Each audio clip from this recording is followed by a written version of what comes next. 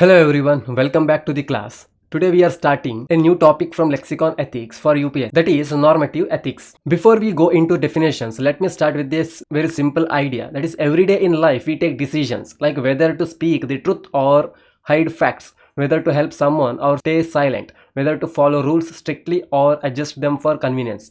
But the real question is, on what basis do we decide what is right and what is wrong? This is exactly where normative ethics comes in. Normative ethics studies the standards of right and wrong. It does not just describe human behavior, instead, it guides human behavior. It directly asks the question, what should I do? Over centuries, philosophers tried to answer this question, and gradually three major ethical theories emerged. The first one is virtue ethics, second one is consequentialism, third one is deontological ethics. All three ask the same moral question, but each gives a different lens to judge human actions. Let's understand them one by one very clearly and simply. Let us begin with the virtue ethics, the oldest ethical theory. Imagine a person who is honest, disciplined and compassionate and courageous. Such a person does the right thing naturally, not because of fear of punishment or expectation of reward, but because that who they are. This is the core idea of virtue ethics. Virtue ethics focuses on the character of the person, not on individual actions or outcomes. It does not ask, was this act right or wrong? Instead, it asks, what kind of person should I become? This theory was developed by Plato and Aristotle, who believed that the goal of human life is to achieve moral excellence through good habits. According to them, when a person develops virtues consistently, ethical actions automatically follow. For UPSC, understanding and remember this clearly, virtue ethics is about being good, not just doing good. Next, the Plato and Aristotle explained that a morally good life rests on four cardinal virtues, which act like pillars of ethical character. The first is prudence or wisdom, that is the ability to judge situations properly and choose the right course of action. For example, a civil servant must know when to strictly follow rules and when to apply discretion. Second is justice, that is giving everyone their due. It means fairness, impartiality and equality before law. Any form of favoritism directly violates this virtue. The third is fortitude or courage, the strength to stand for what is right even under pressure. Think of whistleblowers or officers who resist political pressure. Fourth is temperance, that is self-control and balance. It teaches us to avoid extremes, whether of power, desire or emotion. Virtue ethics believes these virtues are universal and timeless. When a person cultivates them, ethical behavior becomes a habit, not a burden. Now let us shift to a completely different way of thinking, that is consequentialism. Instead of asking about character, consequentialism asks a very practical question, that is, what will be the result of my action?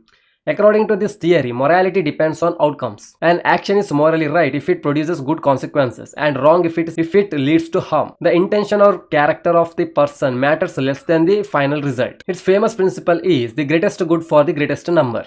In this approach, now sometimes even morally uncomfortable actions are justified if they bring large-scale benefits. That is why this theory is often used in public policy and governance decision. Next, consequentialism further develops into three important forms. The first is ethical egoism, where an action is moral if it benefits oneself. Second is ethical altruism, where an action is moral if it benefits others even at personal cost. Third is utilitarianism, which tries to balance everything by focusing on the overall welfare of society. These three approaches help us understand how consequences can be evaluated differently depending on whose benefit we prioritize. Now, ethical egoism places self-interest at the center of morality. According to this view, an action is right if it benefits the person performing it. For example, suppose a company donates money mainly to improve its brand image and profits. Ethical egoism would still consider this moral because the primary beneficiary is the self only. However, the biggest criticism of egoism is that it encourages selfishness and ignores social responsibility. If everyone only thinks about personal gain, society becomes unstable, and that is why egoism is generally rejected as a strong moral theory for public life and administration. Ethical altruism takes the opposite position. It says an action is moral only if it benefits others, even if it harms the self.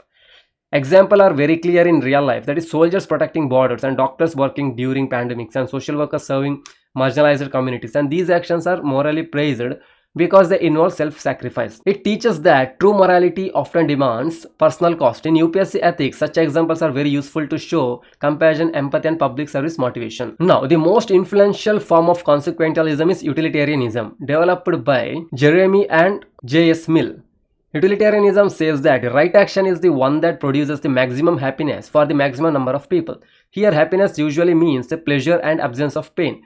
This theory is extremely important for governance. The governments often use utilitarian logic while framing policies. For example, vaccination programs, subsidies, or infrastructure projects, and even if some individuals face inconvenience, overall public benefit is prioritized. Now, Jeremy Bentham believed that all pleasures are equal in quality, they differ only in quantity. According to Bentham, moral decisions can be calculated using pleasure and pain based on intensity, duration, and number of people affected. If an action produces more pleasure than pain, it is morally right.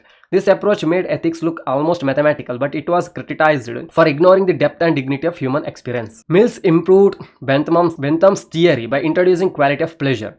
Mill argued that intellectual and moral pleasures, such as learning, creativity, and reasoning, are superior to physical pleasure. According to him, it is better to be Socrates dissatisfied than a fool satisfied. Mill believed that true happiness lies in the development of higher human faculties. This makes his theory more suitable for human development, education, and civilization progress. Now we move to the theory that rejects outcomes entirely, that is deontological ethics. This approach says that some actions are right or wrong in themselves, regardless of their consequences. It is based on duty, rules, and moral principles.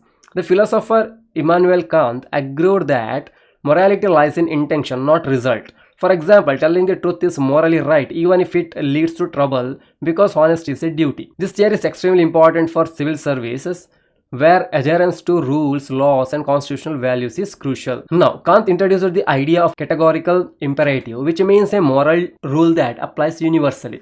He said, act only according to that rule which you would want everyone else to follow. If lying became a universal rule, trust would collapse, hence lying is morally wrong. Philosopher W.D. Rose expanded this idea and listed several moral duties such as telling the truth, righting wrongs, and helping others, and improving oneself and avoiding harm.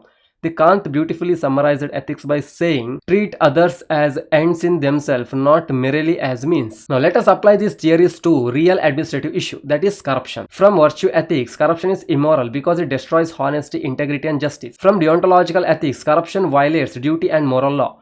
There is no justification is acceptable. From consequentialism, some may argue corruption improves efficiency, but in reality, it erodes trust, increases inequality, and harms society in a long run. Thus, all three ethical theories ultimately reject corruption, thought for different reasons. So that brings us to end of today's class. We clearly understood normative ethics and its three major theories, that is virtue ethics, consequentialism, and deontological ethics, with simple explanation and practical examples. In the coming days, I will upload the next topic from ethics, so stay connected. Till then, don't forget to like, share, and subscribe to my channel.